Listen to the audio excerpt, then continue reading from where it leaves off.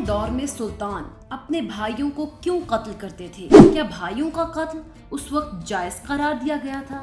भाइयों को कत्ल करने की रवायत कैसे शुरू हुई और कैसे खत्म हुई? अस्सलामुअलैकुम नाज़रीन, हम जिस स्टोरी को डिस्कस करने जा रहे हैं वो आपको हैरान करके रख देगी। तो आइए आज की वीडियो की जानिब बढ़ते हैं। नाज़रीन, सल्तनत उस्मानिया के कई सदियों पर मुहित तवील दौर, जिसमें उसने यूरोप, मशरिक़ वस्ता और शुमाली अफ्रीका के बड़े हिस्से पर हुकूमत की और दूरस असरात छोड़े। ये मुख्तलिफ किरदार आजकल कई टीवी ड्रामों और सीरीज का मौजू है। उन्हीं में एक सीरीज सुल्तान अहमद अव्वल और खास तौर पर उनकी अहलिया कुसुम सुल्तान की जिंदगी पर बनी है।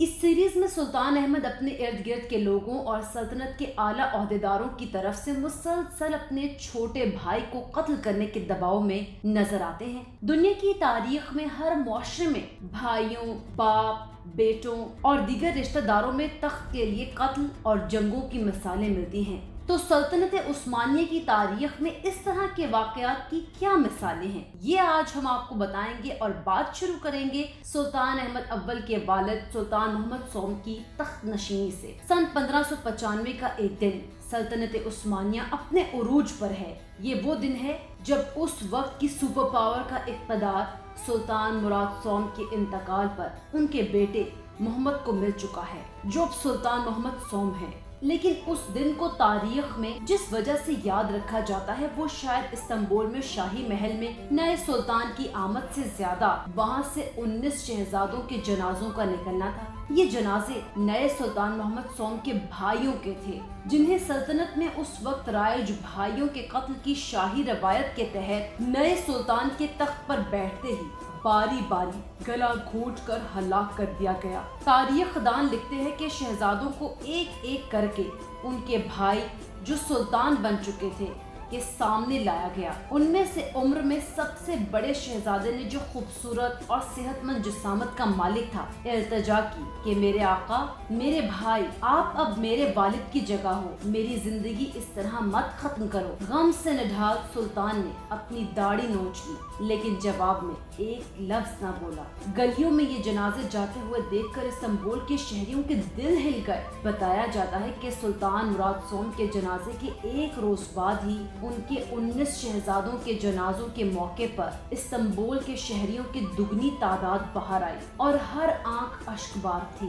1595 से 21 बरस पीछे जाएं तो मालूम होगा कि सुल्तान मोहम्मद सोम के वालिद सुल्तान मुराद सोम के हुक्मरानी का पहला दिन भी मुख्तलिफ नहीं था और उन्हें भी ऐसे ही मुश्किल फैसले का सामना करना पड़ा।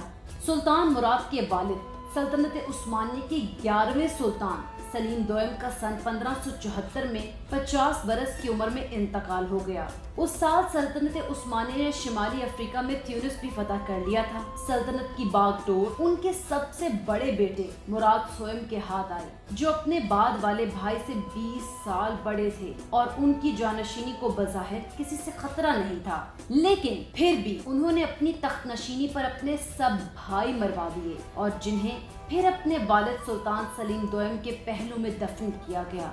ये बात भी काबिल जिक्र है कि सुल्तान मुराद ने, जो बहुत रहम दिल थे और खून बहाना बर्दाश्त नहीं कर सकते थे, 18 घंटे इंतजार किया। इस दौरान वो तख्त पर बैठे और ना ही शहर में अपनी आमद का ऐलान किया और अपने 9 भाइयों की जान बचाने के तरीकों पर गौर करते रहे। सल्तनत उस्मानिया के कानून के खिलाफ वर्जी के डर से उन्होंने रोते हुए अपने खास तौर पर उस काम के लिए तैयार किए गए गूंगे बहरे एहलकारों को शहजादों का गला घोंटकर हलाक करने के लिए रवाना कर दिया और इस काम के लिए उन एहलकारों के इंचार्ज को अपने हाथों से 9 रुमाल दिए। मुराद और मोहम्मद के भाइयों की छोटी छोटी खबरें बताती हैं कि सल्तनत में उस अफरा तफरी से बचने की क्या कीमत अदा की गई, जो अक्सर किसी नए सुल्तान की तख्त नशीनी के वक्त पैदा होती थी। अब हम आपको बताते हैं कि भाइयों के कत्ल के कानून का पस मंजर क्या था। दर्जनों शहजादों और शहजादियों की इन हलाकतों की काबिल जिक्र बात यह है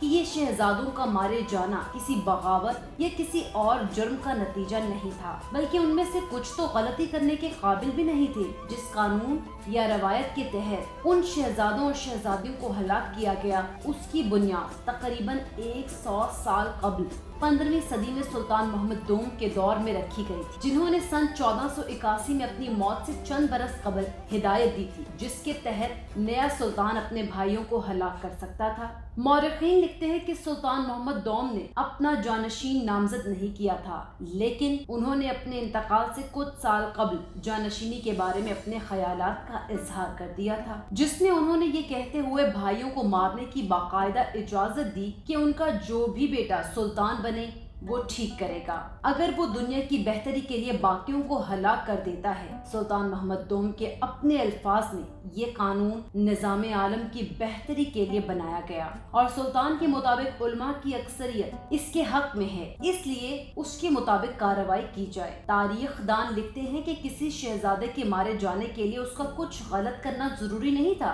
और कई बार सिर्फ इस खतरे की बुनियाद पर हलाकत को जायज समझा गया कि वो शहजादा या शहजादे मुस्तकबिल में बगावत कर सकते हैं। लेकिन सुल्तान मोहम्मद दोम ने इस कानून की जरूरत क्यों महसूस की, इसको समझने के लिए हम एक वाक़ये की मदद ले सकते हैं। इसके लिए हमें उस्मानवी सल्तनत की तारीख में तकरीबन 70 बरस मजीद पीछे जाना होगा, जब जुलाई 1402 में अंकारा के करीब उस्मानवी हुक्मरान सुल्तान बायज़िद और सुल्तान तैमूर के दरमियान एक बड़ी जंग हुई। तैमूर जब अपने घर से जंगी मुहिम्मत पर रवाना हुए तो उसके 30 बरस के बाद वो चीन और ईरान से होते हुए अनातोलिया में उस्मानवी सुल्तानों के इलाके तक पहुँचे।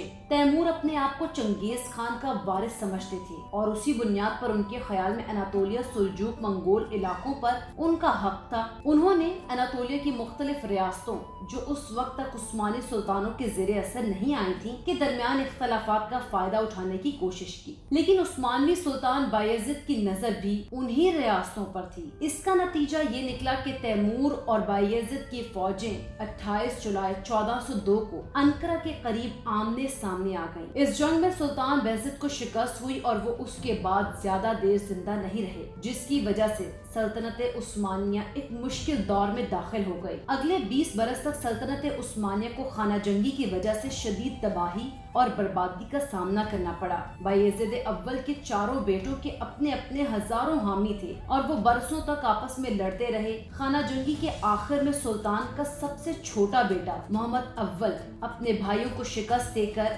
1413 में सल्तनत उस्मानिया का वाहिद वारिस बना। सुल्तान मोहम्मद अव्वल को सल्तनत उस्मानिया को अपने वालिद सुल्तान बायज़िद के दौर में जो हुदूद थीं उन तक बहाल करने के लिए मजीद कई साल जदोजहद करनी पड़ी। इससे कबल सन 1389 में सल्तनत उस्मानिया के तीसरे सुल्तान मुराद अव्वल सर्बिया के खिलाफ जंग के दौरान हलाक हो गए। इस मौका पर शहजादे बायज़िद ने अपने भाई को मरवा कर सल्तनत का इंतजाम संभाल लिया। मौरखीन के मुताबिक शहजादे बायज़िद के हाथों उनके भाई शहजादा याकूब का कत्ल उस्मानी खानदान में भाई का पहला कत्ल है, जिसका रिकॉर्ड मौजूद है। तहम उन्होंने मजीद लिखा कि ये वाज़ेह नहीं कि ये कत्ल वही मैदान जंग में अपने वालिद की हलाकत की इत्तला मिलते ही उन्होंने करवा दिया था या चंद माह बाद किया गया। ताहम उस्मानी ये जंग जीत गए और सर्बिया उनकी ताबे रियासत बन गई थी। तारीख दान लिखते हैं कि इब्तदा में उस्मानी सल्तनत में इख्तदार खानदान का मसला होता था, जिसमें भाई, चचा, कजन और कई बार खातून रिश्तेदार भी किसी हद तक हिस्सेदार होती थी। ये सूरत हाल दुनिया की उन सल्तनतों से मुख्तलिफ थी जहाँ इख्तदार पर सिर्फ बड़े बेटे का हक होता है। उस्मानी सुल्तान सदियों में अपनी एक रिवायत शायद नहीं बदल सके। उस्मानी खानदान अपने तर्ज हुक्मरानी का एक उसूल मुकम्मल तौर पर कभी तर्क नहीं कर सका, जिसके तहत हर शहजादा तख्त पर बैठने का है जरूर होता, चाहे इस बात का हकीकत में इम्कान कितना ही कम क्यों ना हो। मौरखीन लिखते हैं कि उस्मानी सुल्तान का बेटा होना कोई खुश नसीबी नहीं है, क्योंकि उनमें से जब एक सुल्तान बन जाता है तो बाकियों के लिए मौत का इंतजार ही रह जाता है। अगर सुल्तान के भाई जिंदा हो तो फौज के सुल्तान से तकाजे ही खत्म नहीं होते, और सुल्तान अगर उनकी बात नहीं मानता तो वो कह देते हैं खुदा तुम्हारे भाई को सलामत रखे, जिसका मतलब ये बताना होता है कि वो उसे भी तख्त पर बिठा सकते हैं। नाज़रीन, अब आते हैं भाइयों को कत्ल करने की रिवायत का खात्मा कैसे हुआ इस जानिब। तो शाही खानदान में भाइयों को हलाक करवाने की रिवायत गैर मकबूल होती जा रही थी। शुरू में इस रिवायत को इक़्तिदार की वहदानियत बरकरार रखने के लिए बर्दाश्त किया गया ताकि تاکہ حکمران کو کسی چیلنج کا سامنا نہ کرنا پڑے۔ ابتدا میں جب سلطنت عثمانیہ پھیل رہی تھی اور سلطان خود طویل عرصے کے لیے دارالحکومت سے دور مہمات پر جاتے تھے، لوگوں کو اس وقت یہ روایت ٹھیک لگتی ہوگی، لیکن سلطان سلیمان کے دور کے بعد کم عمر لڑکے اور بچے جو بھی گود میں تھے اس روایت کا نشانہ بنے، اور اکثر ایسے سلطانوں کو بچانے کے لیے جو بہت کم دارالحکومت سے باہر جاتے تھے۔ سن 1574 تک تو استنبول کی عوام نے شہزادوں کی ہلاکت کا یہ ڈرامہ اپنے سامنے دیکھا ہی نہیں تھا۔ کسی نئے سلطان کے سب بھائیوں کا ایک ساتھ مارے جانا اور محل سے ایک ساتھ جنازوں کا نکلنا، جن میں سے کچھ بہت ہی چھوٹے تھے، دیکھ کر لوگوں کو لگا ہوگا کہ یہ سب پرانے زمانے کے لیے تھا۔ محمد سوئم کے بعد سلطان احمد اول تخت نشین ہوئے، لیکن انہوں نے اپنے بھائی کو دباؤ کے باوجود ہلاک نہیں کروایا۔ لیکن یہ روایت اس وقت مکمل طور پر ختم نہیں ہوئی۔ تاریخ سے معلوم ہوتا ہے کہ سلطان احمد اول کے 7 بیٹوں میں سے 4 ان کے تخت پر بیٹھنے والے 2 بیٹوں سلطان عثمان دوئم اور سلطان مراد چہارم کے حکم پر مارے گئے۔ جب سلطان احمد اول کا انتقال ہوا تو ان کی جگہ ان کا بھائی تخت نشین ہوا، حالانکہ ان کے بیٹے موجود تھے۔ یہ پہلا موقع تھا کہ ایک سلطان کی موت کے بعد ان کی جگہ ان کے بھائی نے لی تھی۔